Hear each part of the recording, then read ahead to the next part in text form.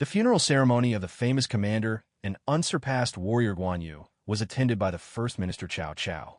He believed that the general was ruined by his soft heart.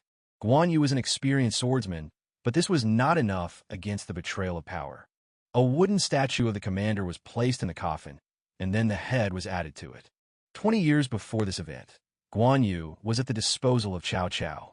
He served Liu Bei, but he disappeared, and Yu temporarily went into the service of the First Minister. Here he waits for news of Liu Bei's whereabouts to return to him. Along with Guan Yu, she was Liu Qilan's fiancée. He had been in love with her for many years, but could not bring himself to admit it. One day, when he was not yet a general, Guan noticed that several soldiers were staring at Qilan. At night, they entered her yard to take advantage of the girl, but Yu followed them and killed them one by one. Then he had to run away. Soon Qilan lost her home and family, and Liu Bei took her in and made her his bride. There was a war between Cao Cao, who represented the emperor, and Yuan Shao. The latter besieges Bema, and his warriors are already breaking through the gates of the fortress with a ram. Cao realizes that only Guan Yu can turn the tide of the battle. He had no equal in the entire imperial army. He asked Yu for help and agreed to stop General Yang Liang. When the Liang warriors had already broken through the gate and killed the archers defending Bema, Guan Yu appeared. He recruited assistance from among Chao's warriors and defeated the soldiers besieging the fortress. He personally dealt with Yang Liang. Having killed the enemy, he stopped the battle. After such a stunning victory, Guan Yu was invited to the emperor.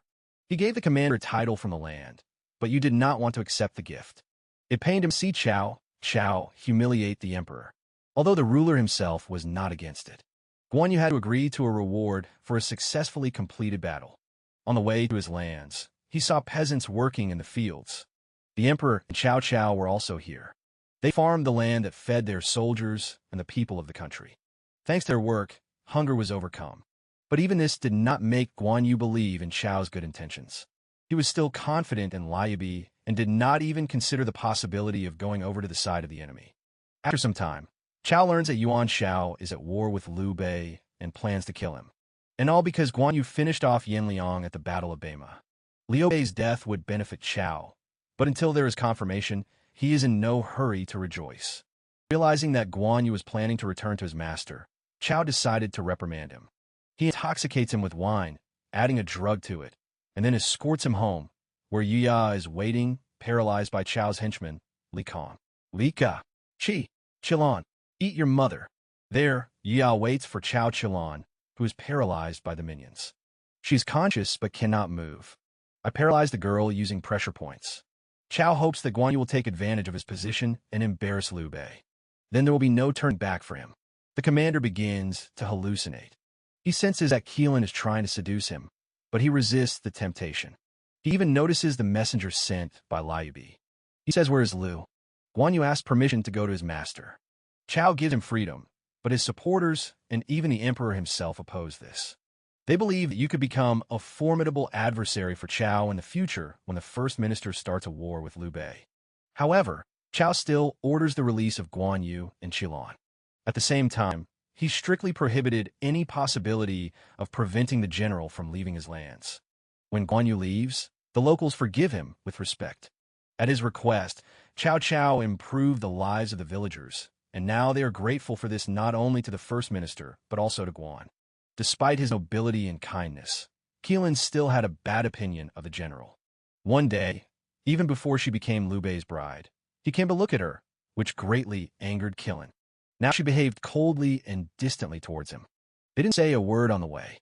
During the first stop, Guan Yu encountered soldiers. He was still in Chao's territory and showed a sign allowing him to move freely within these lands. However, Yu was still asked to leave the cart, and Qilan was ordered to follow him out. The girl was then grabbed and forcibly taken away, and Guan Yu was attacked.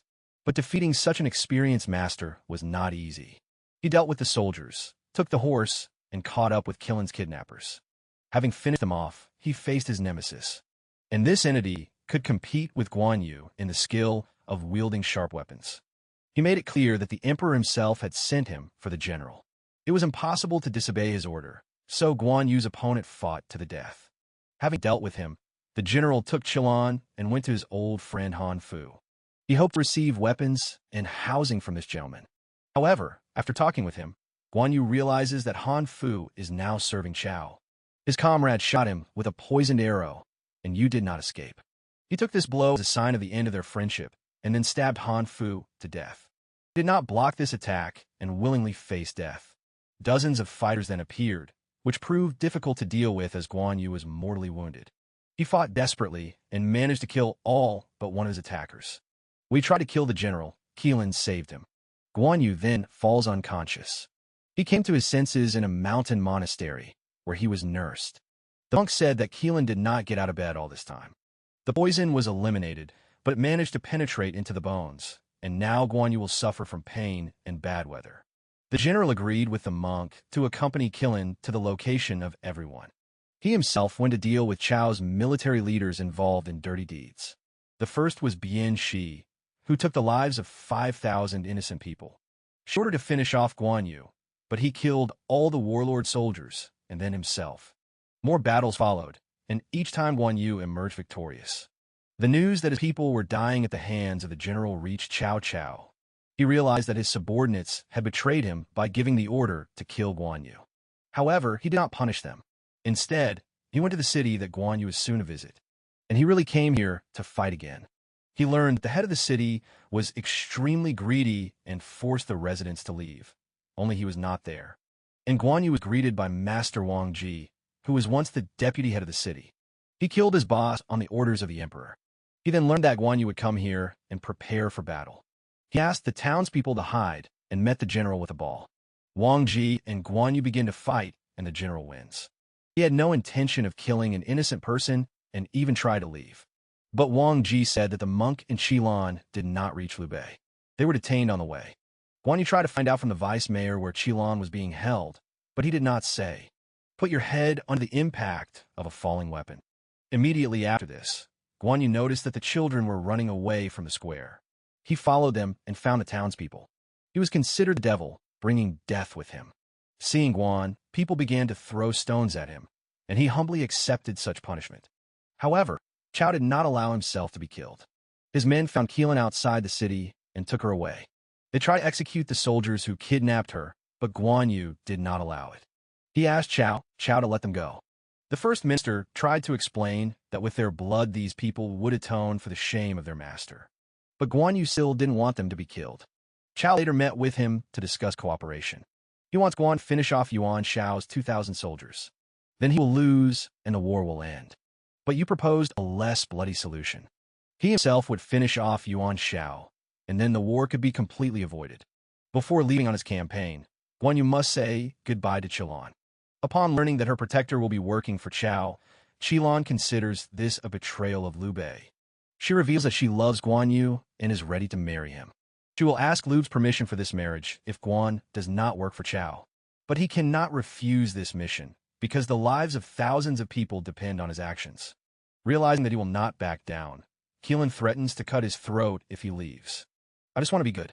Guan Yu stops her hand and stabs the general in the stomach. Soon after, dozens of arrows fly out of the fog. One of them kills Qilin. Seeing that his beloved is dead, Guan Yu deals with the crossbowman and stumbles upon the one who gave them the order. This man turned out to be the emperor. During a meeting with Guan Yu on the ground, he explained that he knew how his subordinates were treating him and agreed to put up with it. At the moment, Cao Cao is stronger and smarter than him, but the time will come when the emperor will surpass him.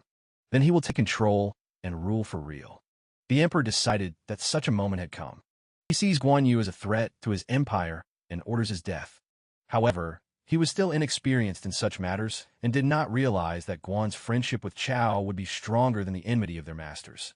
The emperor miscalculated, and Guan Yu begins the hunt for his soul. Cao Cao stood between them. He fought for peace in China for many years. If you kill the emperor now, the wars will flare up with renewed vigor. A power struggle will begin, and it will only get worse. Chao promises Guan Yu that he will personally kill the ruler when peace is achieved in the country. Guan Yu retreats, but as he leaves, he says that Chao will never be able to reconcile the warring rulers of China. He took Qilin's body and took her to Liubi. He faces 20 years of battles with those who dared to challenge his master. As Elder Chao said goodbye to Guan Yu, he was truly grieving. He felt deeply sorry for his friend, who was never able to find peace. Chao was sure that Guan Yu died because of people like Liu Bei or Song Quan.